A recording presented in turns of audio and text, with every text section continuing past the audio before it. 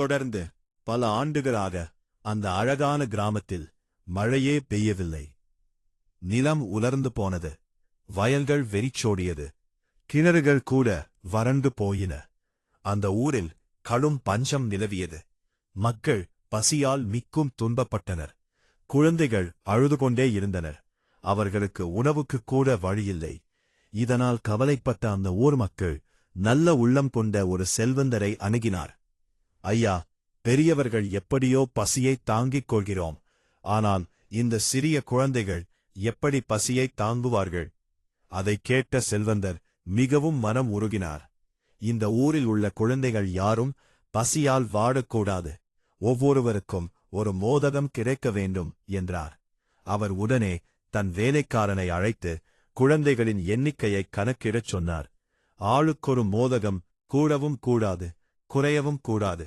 நாளை முதல் அவற்றை சரியான எண்ணிக்கையில் கூடையில் வைத்து வெளியே இரு என்றார்.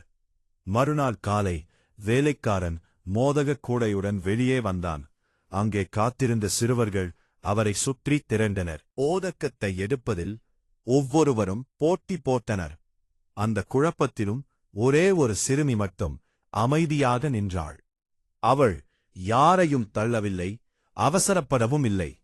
எல்லோரும் எடுத்துச் சென்ற பிறகு மிஞ்சியிருந்த சிறிய மோதகத்தை அவள் எடுத்துக்கொண்டாள்.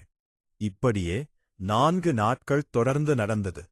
அனைத்தையும் அந்த செல்வந்தர் கவனித்துக் கொண்டிருந்தார். ஒருநாள் அந்த சிறுமி மோதகத்தை வீட்டிற்கு கொண்டு சென்று தன் தாயிடம் கொடுத்தாள்.